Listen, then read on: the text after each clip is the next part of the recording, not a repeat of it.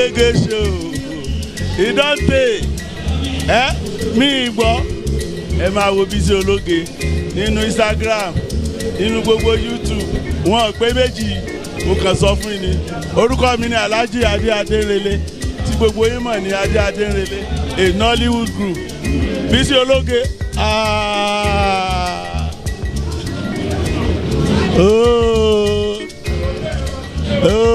kó pọ̀ Bísí Ológe.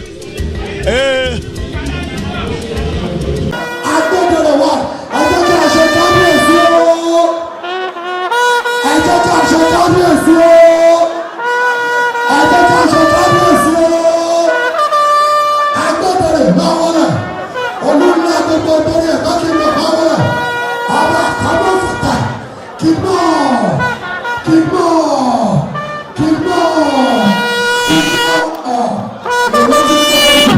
àkàbọ̀ ìlú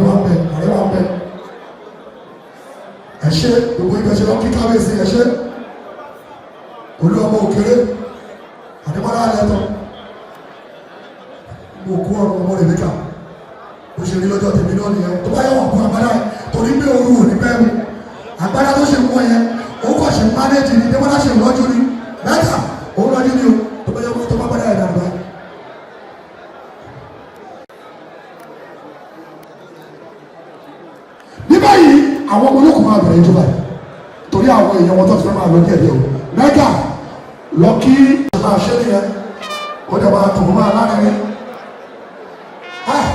máa wọlé tí mo ṣe àpọ̀tù rẹ̀ náà wọlé. Fine Court Crystal Nigeria Limited bíyè náà máa ṣe kí ni àti máa ṣe lé nìyẹn.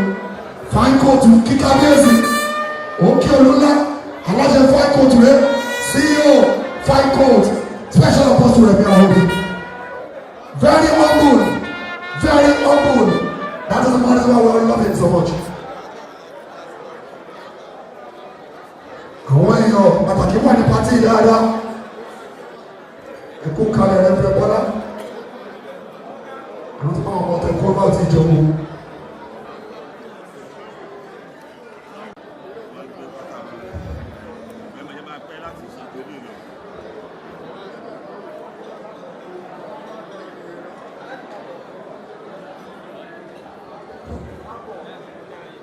Ẹ jẹ́ kí atẹ́gùn fẹ́ àwọn olówó tó jókòó. Gbogbo wa ni olówó. Tòró máa mú olówó tí ọlọ́mọdé arógbó yìí inú. Àǹtí rẹ̀ ni tòró bá òtí ìyẹn wọn lókùnrin tí oró. The CEO of Fine Court at Crystal Nigeria Limited Rẹ̀mí Awódé. Mẹ́gà ṣe wọ́n ti rí Awódé. Wọ́n á kí Awódé o. Ìrọ̀rùn dé. Awódé dé. Bàbá kò ọmọ aláìní nìyẹn. Bíyè o ti rí bàbá tó dé bíyè o ti rí báyìí èmi rè wájú ẹ̀ èmi rè wájú ẹ̀ mo ti rí nǹkan mi. Wẹ́ẹ̀dì ni ọmọ HIV láti rà lá. Mẹ́ta kó àwọn ọkọ̀ Awódé. Fine Court, fine man, finest is also in Ameza. Èdè máa kú ọmọ aláìní o. Ẹ̀yin ọmọ mẹ́ta gbogbo owó tá a bá pa àwọn ọmọ aláìní là kó lọ fún wọn. Ẹ ṣe é mẹ́ gbọ́dọ̀ kó kọ̀kọ́ kúrò bí òkú ìyá Adémọ́lá ìyàwó tẹ́lẹ̀ o. Gbogbo owó tá a bá pa àfi owó tí Fine Court bá fún mi nìkan tí Fine Court bá fún yín lówó nìkan lálẹ́ fún yín láyè nìkan ni o. Àbí SSP ojú òní tiwa. Listen to me. Right over time, party it didn't make sense for. Àti fẹ́ bẹ̀rẹ̀ níbẹ̀rẹ̀ wáyé. Láìpẹ́ láì jìnnà ẹni tí ò bá ti jẹ tó sọ gbogbo ọ̀nà máa fún ní ìkọ̀tà máa jẹ o. Àwa tá a wá láti Èkó ẹjẹ́ rí owó wa lókè o. Àwa tá a gbé lẹ́kọ̀ọ́ ẹjẹ́ rí owó wa lókè o. Lagosians are we here? Lagosians ṣáwọn ará àtòrí ló pọ̀ jù ní. Alákùnkọ ni pẹ́lẹ́ gbé. Ṣáwọn ará alákùnkọ mọ̀ pé Lagos State ni owó dé ló pọ̀ jù. Ìtorí wọ́n dáná àwọn tá a wọ́n láti Àrígbájọ́ Ìtorí ẹjẹ́ àrí ọwọ́ wa lókè o. Àrígbájọ́ Ìtorí.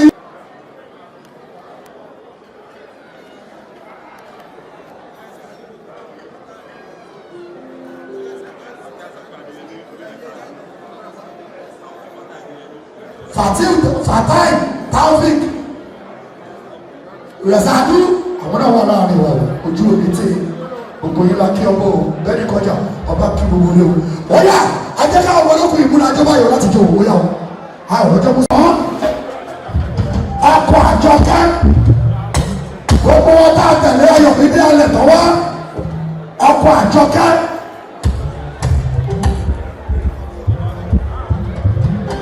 Ayọ̀mídé àtẹ̀tọ́ ọkọ̀ Àjọkẹ́ ló máa kọ́kọ́ jó o. Gbogbo ojú ẹ̀yà ọmọ ológun yìí àtẹ̀wá ẹ má jò máa kọjá 10-15 minutes o nítorí àwọn èèyàn pàtàkì tó wà láàrin wa o.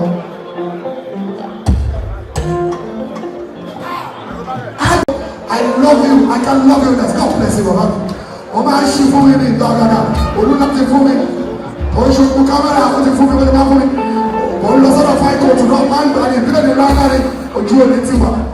Kábíyèsí olúna kẹ́.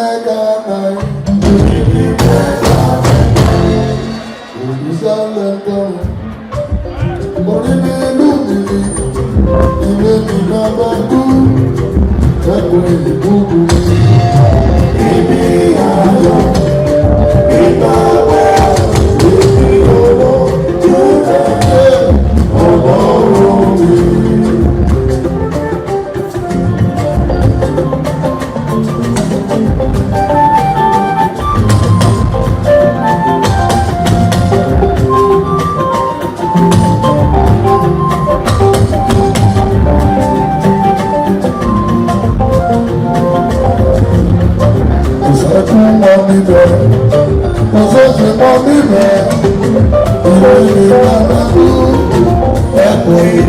mi ibi ayọ̀ nígbà bẹ́ẹ̀ lórí ọ̀rọ̀ tó dá ọlọ́run fi. lọ́sọ̀ ire